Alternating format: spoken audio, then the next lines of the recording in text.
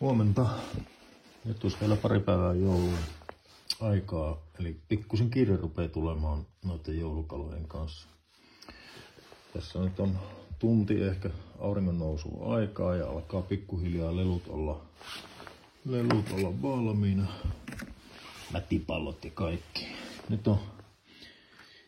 Nyt on viritelty kuulkaa tämmöstä niinku funkkirasta jiki-tyyppistä ihan omaa tekemää. En tiedä.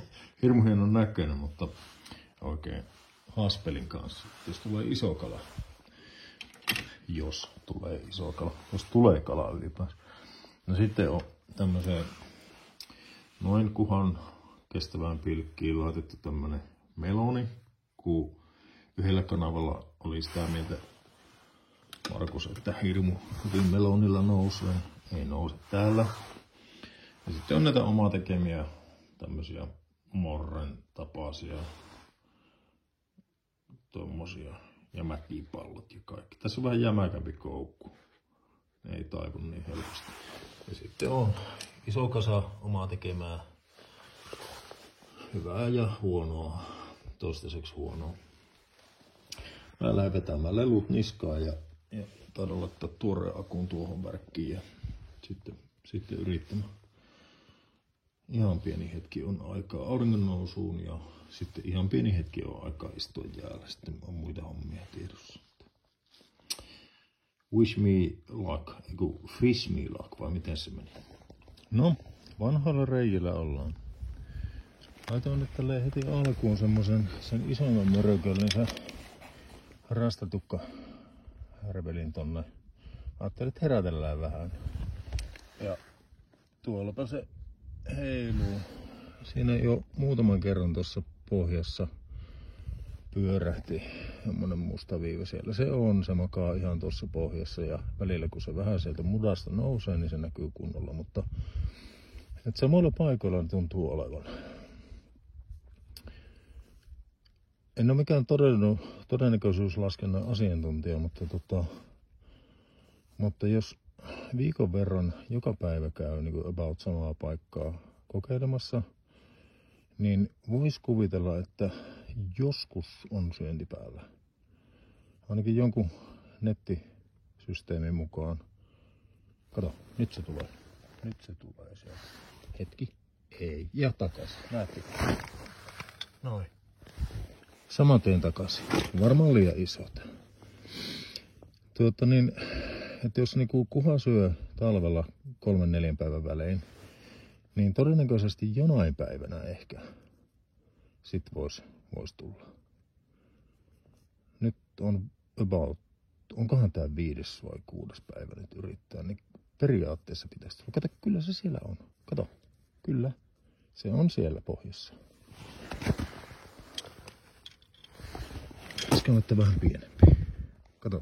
Kattokaa. Kalaa. Ei ole kummonen, mutta kalaa. Aivan uskomatonta. Siis melkein viikko meni. 8,5 metriä. Ja ihan samanlaista niinku herkuttelua, lirkuttelua kuin mitä ton kuhan kanssa oli viimeksi. Oma tekemä tämmönen vähän jäykempi koukkunen morri ja mätipallo, räkäpallo. Uudestaan, kertokaapa mulle, että mikä on tämä juttu. Niin 2 ähventä on saanut. Ja täällä on nyt tämmönen tilanne, että siinä on tommonen kasa noita. Oletettavasti ahvenia.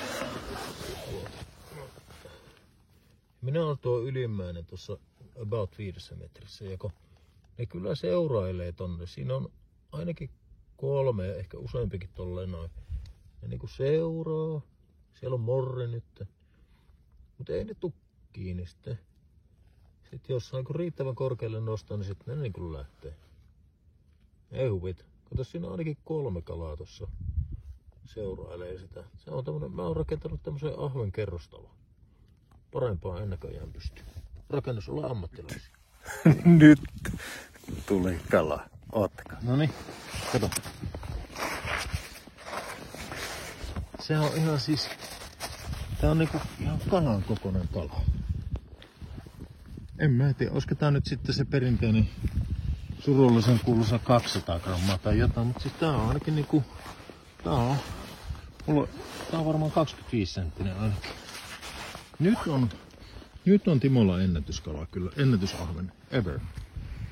Hirmulirkkimistä ensin ei tullut mitään. Tulin tähän meidän edustalle laikulle, niin kuin käskettiin. Laikulle. Uutta putkeen. Minä sain kalan. Minä sain 3 kalaa. Kattokaa. Hirmulirkkimistä numero 1. Tämä on ihan hirmu helppo muuten mitata nyt, kun nämä on ollut vähän tuolla lumihangissa.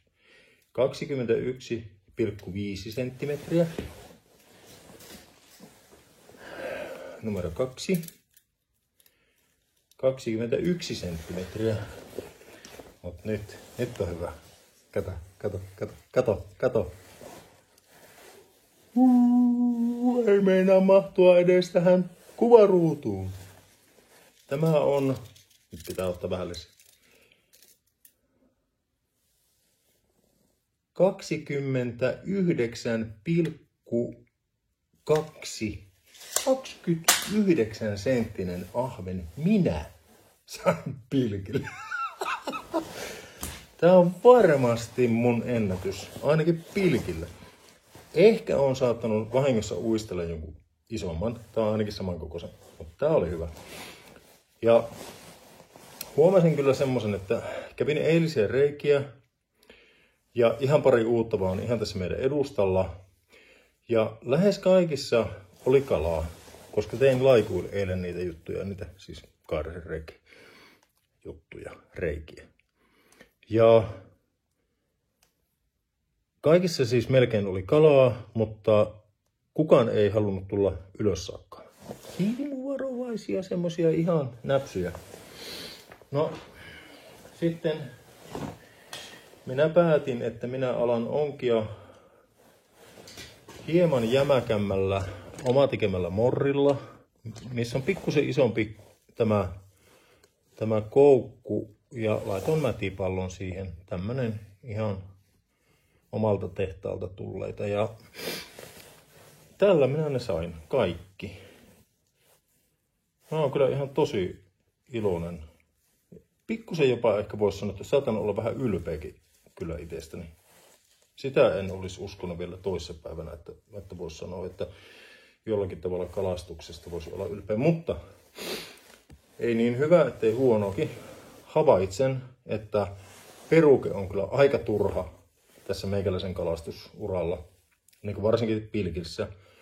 Tästä ei ole mitään muuta kuin haittaa, ja ei varmasti tule mulle niin isoja kaloja, että tarvitsisi peruketta olla. Otan pois, pistän lukon ihan vaan tavallisen tilan. Minä sain kalan. Minä sain 3 kalaa. Ennätyskala. Miettikää.